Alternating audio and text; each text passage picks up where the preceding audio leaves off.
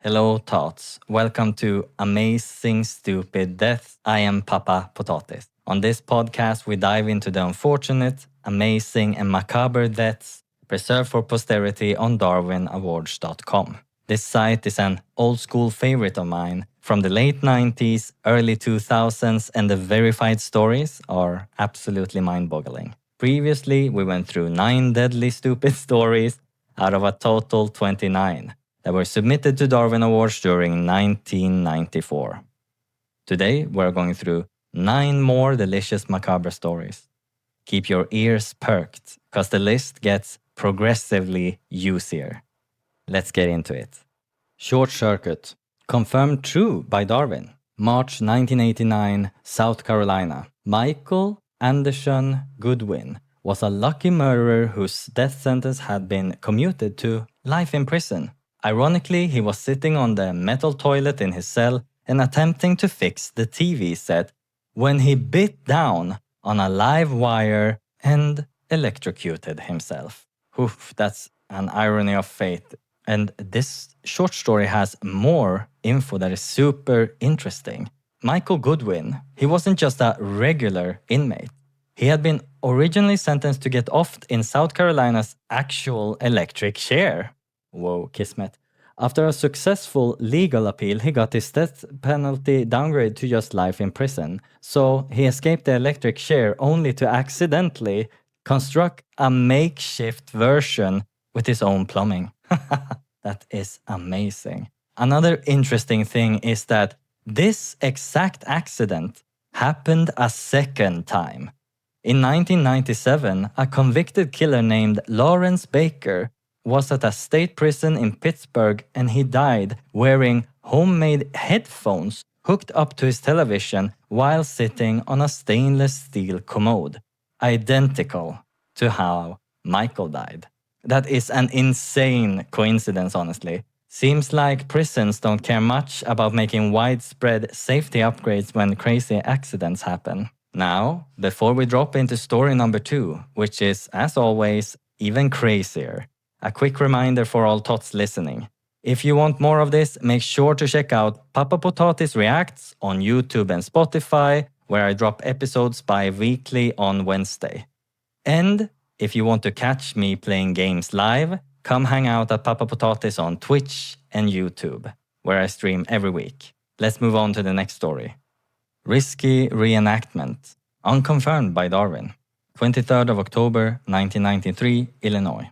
A police officer was trying to show another patrolman how their fellow officer accidentally killed himself by reenacting the shooting incident a week later.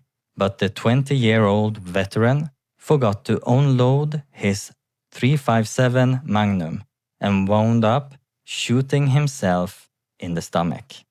He died in a car crash while driving himself to the hospital. Whoa. There is a dark irony in this case. He was with another police officer who could have easily driven him to the hospital or called an ambulance. Him getting behind the wheel after the accident was probably from sheer panic, the adrenaline rush, and maybe some injured pride. And this overrode the veteran's logic, prompting him to get behind the wheel himself. Keep your head calm. One thing that I was also fascinated by was the psychology behind highly trained professionals that make sometimes fatal mistakes. So I checked it up a little bit. In law enforcement and the military, there is a well-documented psychological trap known as expert complacency. This is when a veteran handles a firearm, let's say every single day for 20 years, then the conscious safety checks often degrades and become unconscious muscle memory.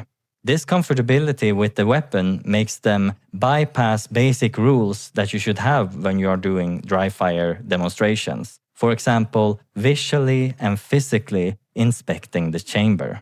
One infamous non-fatal example of this happened in 2004, where an elite DEA agent was filmed giving a gun safety lecture to a classroom of students. He confidently told the room, "I am the only one in this room professional enough to carry this weapon."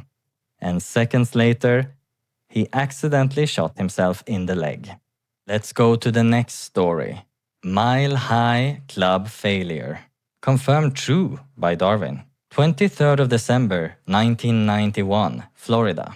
This account of an aircraft accident is quoted directly from the National Transportation Safety Board report, with comments added in brackets for clarity. Aircraft Piper PA-34-200T, registration N47506. Injuries 2 fatal. The private pilot and a pilot-rated passenger, 2 pilots, were going to practice simulated instrument flight. Witnesses observed the airplane's right wing fail in a dive and crash. Examination of the wreckage and bodies revealed that both occupants were partially clothed and the front right seat was in the full aft reclining position. The pilots had converted the co-pilot seat to a bed. Neither body showed evidence of seatbelts or shoulder harnesses being worn. They were lying on the bed. Examination of the individual's clothing revealed no evidence of ripping or distress to the zippers and belts. Their lack of clothing seemed to be voluntary. The National Transportation Safety Board determines that the probable cause of this accident was as follows. The pilot in command's improper in-flight decision to divert her attention to other activities not related to the conduct of the flight. The pilot and co-pilot were having sex, and nobody was flying the plane. Contributing to the accident was the exceeding of the design limits of the airplane, leading to a wing failure. The lack of pilot caused the plane to fly erratically, overstressing the wing and leading to a crash. We have a couple reader comments. The ultimate high. Perhaps Durex ought to sell parachutes as well. With this case, I dug out some info on how this plane would have structurally failed. So when an airplane is left unattended in flight, it does not glide smoothly in a straight line unless it has autopilot. Minor atmospheric shifts or physical movements inside the cabin disrupts the plane's trim, sending it into a steepening, uncontrolled dive known as a graveyard spiral. As this twin-engine Piper Seneca accelerated unchecked, it went past its maximum structural cruising speed and blew straight through its ultimate never exceed speed. In aviation physics, aerodynamic lift and drag forces increase exponentially with velocity. So the physical stress became too massive for the aluminum frame to handle. The right wing suffered a catastrophic structural overload and snapped clean of the fuselage. The occupants pushed the aircraft past its mechanical breaking point since they left it unattended and it got into a graveyard spiral. This got me thinking about the base needs of humans and how sometimes the need for procreation seems to trump the need to fly a plane, which is funny, but the basics are basics. Let's go to the next story. Tight lacing, confirmed true by Darwin. November 1912, St. Louis. A tight-laced corset caused the death of female impersonator, a drag queen, Joseph Henella 40, who collapsed on the stage of a Southside vaudeville theater and died at City Hospital 3 hours later. In Joseph's younger days, it was easy to get feminine lines. However, as the career performer grew older and he grew stouter, he pulled the corset laces tighter and tighter in order to achieve a feminine silhouette. His friends advised him to desist, but he preferred to continue working in his profession and believed that tight lacing was necessary to attractively reduce his figure. Hospital physicians say the tight corsetry caused aggravated kidney trouble and induced a tendency to apoplexy. So let's find some issue on the biological damage caused by tight lacing a corset. Extreme corset constriction physically compresses the abdominal and thoracic cavities, shifting internal organs out of their natural position. When a body expands with age or weight, forcing it into a rigid, non-yielding structure, movement of the diaphragm is drastically reduced, cutting down oxygen intake and forcing the heart to work exponentially harder. The intense intra-abdominal pressure directly reduces blood flow to the kidneys, leading to acute organ strain. This massive spike in internal pressure also forces blood upward into the head, skyrocketing blood pressure and inducing apoplexy, which is a sudden stroke or brain hemorrhage. Joseph's strenuous routine of fast costume changes on a stage simply pushed his starved circulatory system to a total collapse. Drag is deadly, it seems like. Let's move to the next story. Kung Fu Lion, historic Darwin Award winner, confirmed by Darwin. Late 1989, Australia. A rather impressionable student of Kung Fu listened with rapt attention when his instructor dramatically informed the class. Now you have reached this level in your training, you can kill wild animals with your bare hands. The martial arts trainee took the statement as gospel and headed to the Melbourne Zoo to test his mettle with the wildest animal of all, the lion.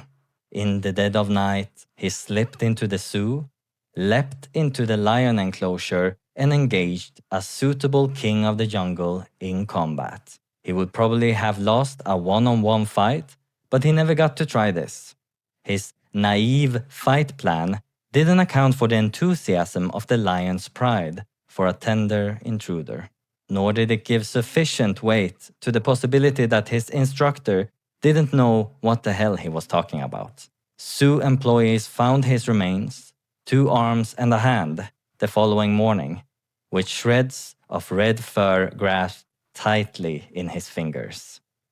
We have a little comment from Darwin himself. Darwin asks, "Can you confirm this? It's nearly confirmed, but I'm not entirely convinced." Thus far, 2 readers remembered a newspaper report, and a 3rd reader saw autopsy photographs of an identical mishap while training for law enforcement in Australia in the early 1990s. If you have solid information, please contact Darwin. Reader Amy writes, "Found the story on amazingaustralia.com. Into the Lion's Den in March 1989, 32-year-old Mr. Ellie Kuo decided to go to the Melbourne show. Lots of people do, but usually they wait for the gates to open in the morning and then buy a ticket. Ellie decided to do things a bit different and went in the middle of the night and climbed into the lion's enclosure to test his skills in martial arts and take on the lions. Once inside, his karate skills proved to be of not much help, and the lions feasted on this midnight snack, and Mr. Cool was no more. Insane. So this is verified true, and we heard the amazingaustralia.com article there. Let's go to some biological realities when fighting lions that I found. Even if this guy had the absolute best martial arts training on earth, a human fighting a lion is a total physics impossible. An adult lion weighs up to 450 pounds, and that is pure muscle.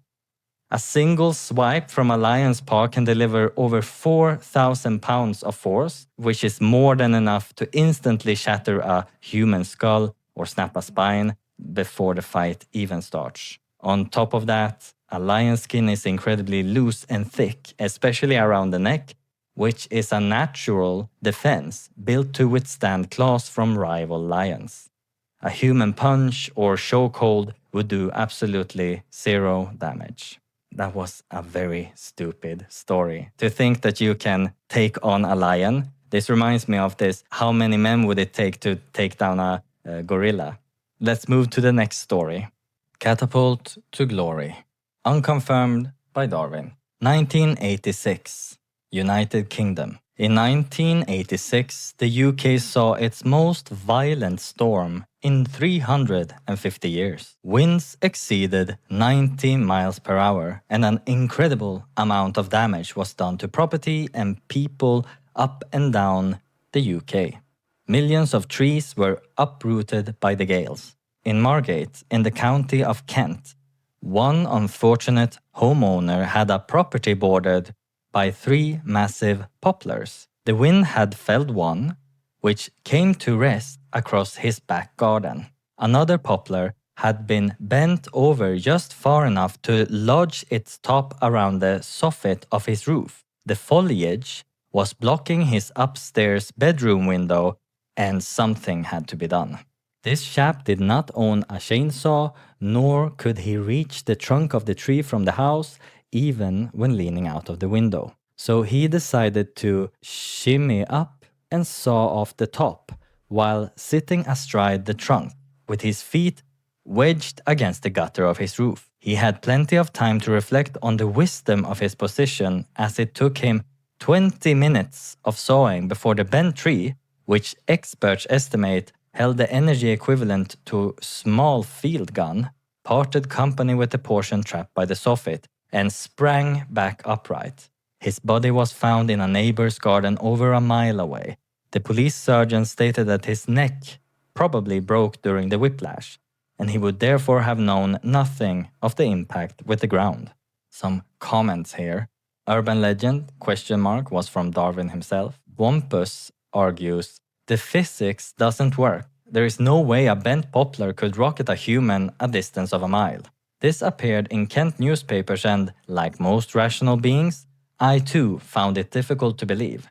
Paul chimes in. At best, the truth has been greatly exaggerated. The energy required to hurl a man a mile would be astronomical. If the tree, held under the soffit, hurled the guy from a few yards away from his house, then I'd buy it. Methinks it's a grade A Bologna. Mr. C points out, the hurricane was 1987, not 86, which leads me to question the veracity of the whole story. Gollum421 says, I punched in the wind speed and some average poplar statistics to determine how much energy stored in the poplar could be converted to kinetic energy for the guy. Noted some air resistance also. It would not have been a mile that he was flung. Ultra-liberal estimations would give him about 80 meters. Since there was some discussion in the comments, I also dug out some more info.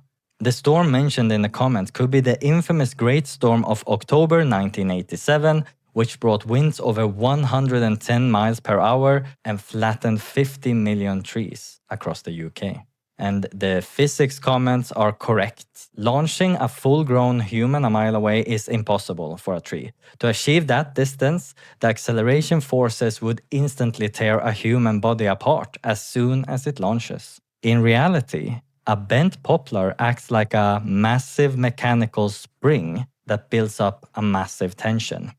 Then when the wood snaps back upright, that kinetic energy releases in milliseconds. This is incredibly powerful, but it would only launch a person between 30 to 80 meters, which is roughly 100 to 260 feet, or nearly the full length of a soccer field or American football field. So this 1 mile detail is local exaggeration. It's probably not true. It's an urban legend. Let's move to the next story. Train of thought. Confirmed true by Darwin. September 1989, USSR. The Soviet Union is home to a growing number of psychics and mentalists. One of them, E. Frenkel, became convinced that he could use his powers to stop vehicles in their tracks. He believed that in extraordinary conditions of a direct threat to my organism, all my reserves will be called into action. Frenkel started small. A bicycle here, an automobile here, before graduating to streetcars. Finally, he devised an ultimate test of his psychic power. He would halt a freight train in its tracks. The engineer of the train that ran Frankel over saw him toss his briefcase aside and step onto the tracks with arms raised, head lowered and body tensed. The engineer applied the emergency brakes, but it was too late. The mentalist psyched himself out. I like that pun. The mentalist psyched himself out. Let's see the comments.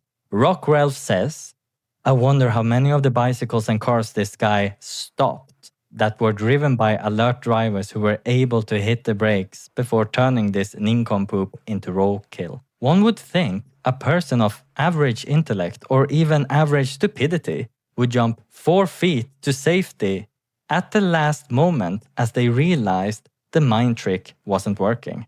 Also, I found out some of the physics of stopping a freight train, not psychics. A fully loaded freight train can weigh anywhere from 3,000 to over 10,000 tons. And when moving at a standard cruising speed, the vehicle carries an immense amount of kinetic energy. Because steel wheels on steel tracks create very low friction compared to rubber tires on asphalt, the train requires a significant distance to lose its momentum. When the engineer applies the emergency brakes, it takes the braking system several seconds to fully engage down the full line of train wagons. A standard freight train traveling at 90 kilometers per hour requires up to 2 kilometers of tracks, roughly a mile and a quarter, to complete a stop.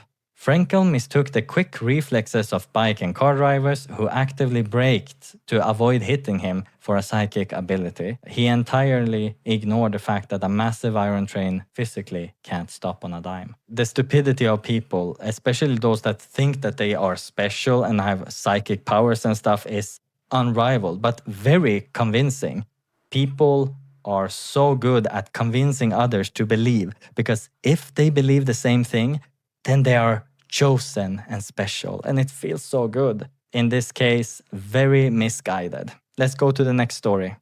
Cactus Crunch, unconfirmed by Darwin. February 1982, Arizona. Desert marksmen aimed their weapons at saguaro cacti so frequently that Arizona was forced to declare the sport a felony. Offenders risk a $100,000 fine and 3 years in prison. But that doesn't stop sharpshooters like 27-year-old David, who was trying to impress friends when he opened fire on a saguaro in 1982. He was killed when it fell on him. He reportedly fired 2 slugs from a 16-gauge shotgun at a 27-foot cactus and began to shout, "Timber!" He only had enough time to utter the first syllable before a 23-foot section of the prickly plant fell and crushed him beneath its spiky skin. This story was confirmed by a caller to Radio Free Wheeze in Rochester, New York, who swore it happened years ago when he lived in Arizona. He placed a call to the Arizona Republic, and the operator connected us to editor Tamara Thornton, who clearly remembered the incident, but said it happened like 15 years ago. It seems unconfirmed, but it seems like there's some validity to this. Well, I found out how heavy these cactuses are. Many might assume that a cactus is light, I thought that, and that they are just hollow desert plants. But a mature saguaro cactus is a giant living water tower. So a 27-foot or 8-meter saguaro can weigh between 2 and 3 tons. Roughly 4,500 to 6,600 pounds, since it contains thousands of liters of water to survive the arid climate. Its weight is supported by a ring of internal woody ribs that are hidden beneath the flesh. So when David blasted the base of the cactus with a shotgun, he shattered the support ribs inside the cactus. With the structural integrity gone, the cactus buckles under its own weight. The impact alone is enough to cause fatal internal injuries. But then we also have thousands of 5 centimeter, 2-inch thorns that adds to the injury. That's so cool. Okay, that's insane. Big cactuses are dangerous. Nature is amazingly deadly. Whew. Let's go to the next story. Last story of the day. Conquering the Arch. Confirmed true by Darwin. Ooh, this is gonna be juicy. 22nd of November 1980, Missouri. The Gateway Arch soars 630 feet above the city of St. Louis. Around 9 a.m., a technician entering the park's interpretive center saw an object falling down the north leg of the arch. The object turned out to be Kenneth, 33 years old, who was trying to impress his wife on her birthday. His plan was to parachute on top of the arch. It didn't bother Kenneth that the Park Service had turned down his request for permission to jump. Kenneth had already made over 1,600 jumps. He knew what he was doing. And a true daredevil never needs permission. The day dawned with a howling wind, and a bitter cold. The weather would have given most parachutists second thoughts about making a jump, but Kenneth had psyched himself up by watching a documentary on parachute daredevils, and Kenneth knew what he was doing. He left his wife a note asking her to come and photograph his triumph. 8:55 a.m., he leapt from a light plane and soared successfully to the top of the monument. He had conquered the Gateway Arch, with his wife watching from the ground. He grabbed onto the aircraft warning light to steady himself against the raging wind. The first part of the plan had gone perfectly. Of course it had. Kenneth knew what he was doing. Now came the harder part. Getting down. The arch is hollow, with a viewing area inside just beneath Kenneth's feet.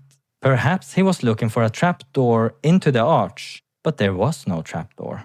A gust of wind caught his deflated parachute and threw him off balance. He began sliding down the north leg of the arch. About halfway down, he tried to deploy his backup parachute, but it failed. Another gust caught his parachute and blew him off the arch. He fell the rest of the way, landing headfirst in the terrazzo below. He was pronounced dead at a local hospital about 1 hour after performing his last jump. And that's what comes from thinking you know what you're doing. That was a horrific story, honestly. Whoa. We have some comments. Reader Andy says, actually, this story is older than 1980. I heard about it on a tour of the arch in the 1970s, and it was old then. The would-be parachutist hit the top of the arch at an angle. His chute collapsed, and when he tried to stand and release his chute, a gust of wind pulled him onto the slope. The chute collapsed again, and he left a crater. But, the story goes, if the Cardinals were playing a home game, he had a hell of a view for a few seconds. Holy, that's grim. I dug out some physics info on this. Shows that this might have been an impossible endeavor from the beginning. The Gateway Arch is not just a tall curved structure. It is an aerodynamic disaster for anyone trying to land on it. The arch is a catenary curve, meaning the slope gets progressively steeper as it nears the ground. Once a parachutist lands on that top section, they are immediately contending with the canyon effect. So when the wind hits the massive stainless steel structure, it is forced upward and around the legs of the structure, creating unpredictable swirling vortices or miniature violent tornadoes right at the peak. So it's extremely hard to land and even steer a parachute when on top of this and near these structures. That was a horrible story. Let's never try to impress our girlfriends with stupid stunts. This feels like a very testosterone-fueled psychosis that he had. He was a real man right until he wasn't. So with that, we are finished with episode 3 of Amazing Stupid Deaths. I'm having a lot of fun with these stories and I hope you are too. Please leave comments telling what else I could do or if I should improve something. But for now, thank you for listening and make sure to subscribe and follow Papa Potatis Reacts on YouTube and Spotify and wherever else. And don't miss the next episode that drops on Wednesday in 2 weeks. Okay, tots. Papa Potatis loves you. Take care. Adios.